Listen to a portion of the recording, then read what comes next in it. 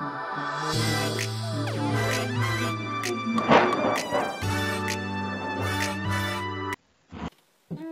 ja tää on siis mun eka video, ja tää on niinku Q&A tyyppi, tai siis mä en tiedä, on tää Q&A. Kuitenkin, eli mä kyselin kysymyksiä mun Instagramissa, ja mun IG on siis toi. Ja käykää seuraamassa. Voi olla, että mä en hyväksy, koska mä en hyväksy tiettyjen ihmisten kavereita. Niin mä en koska ei mun tarvitse sitä selittää, miksi mä en hyväksy. Että jos mä luulen teitä tiettyjä ihmisten kavereiksi, niin mä en hyväksy teitä. Mutta kyllä mä mitä luultavammin hyväksyn. Mutta me mennään suoraan videon pariin ja se lähti nyt. No niin, eli täällä on kysynyt yksi tyyppi, että mikä on mun lempipeli. Ja mä en niinkun tiedä. Mä pelaan sillettiin pelejä, mutta varmaan joku Starstable. Se on varmaan just ainut peli, mitä mä oon pelannut.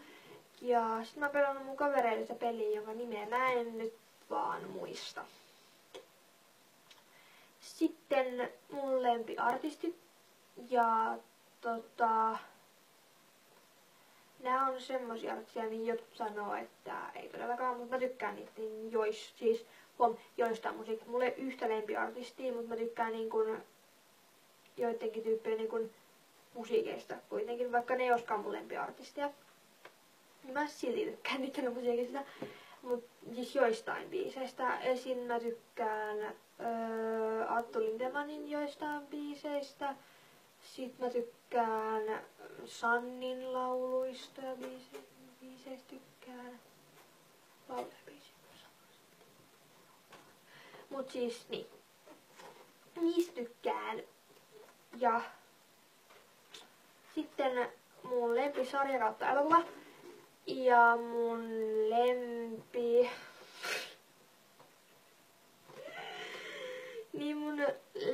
Okei, mä sanon molemmat. Mä tykkään sarjana semmosesta kuin Eläinlääkärit. Ja se on vaan niinku semmonen lyhyt pikkusarja, missä niinku jonkun eläinlääkärin tapahtumia. Ja sitten Eläinlääkärit Paul.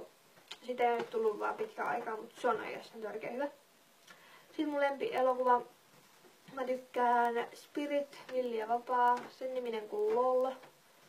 Ja en mä tiedä. Mä en tiedä. Mä katon elokuvan. Mä en katso sen nimeä, mä katon niin se. Mutta tää on yksi hyvä. Tän mä sain, herra jumala, mä vaistunut. Mut siis tää on tällainen Penny Girlista saa mun lempinäyttelijä. Donald Trump. Jos se on näyttelijä.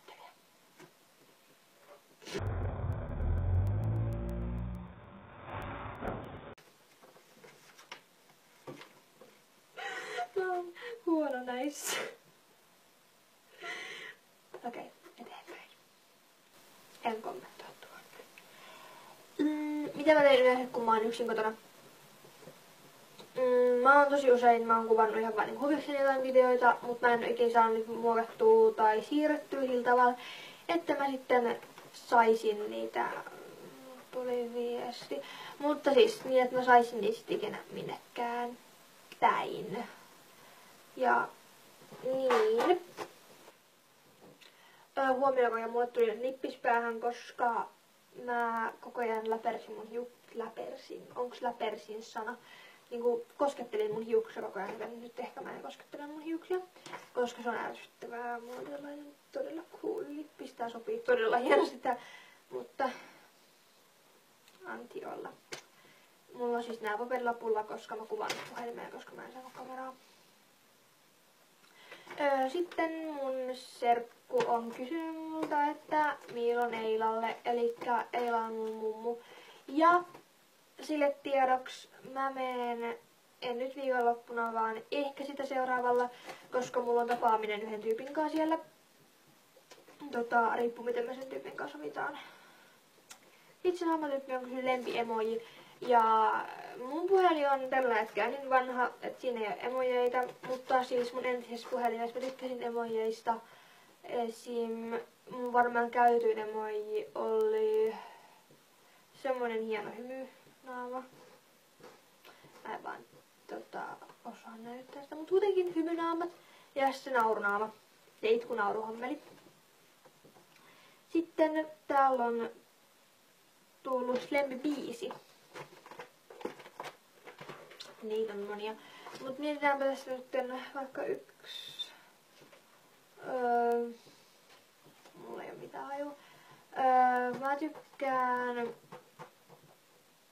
Arttu Lindemanin biiseistä, mutta varmaan paras on Menee tunteisiin. Se on mun mielestä sehän soimaan päähän, joten sitä on aina pakko vaan kuunnella lisää.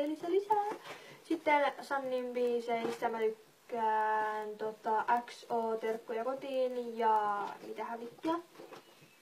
Ja sitten lempiväri. Mä tykkään tällaisesta, tän värisestä. Tää on hieno, jos tää ois vähän sinisempi. Niistä ois hieno. On tällainen todella kaunis paino päällä. Mutta ei mulla nytten. Tästä tuli tämmöinen todella kaunis video.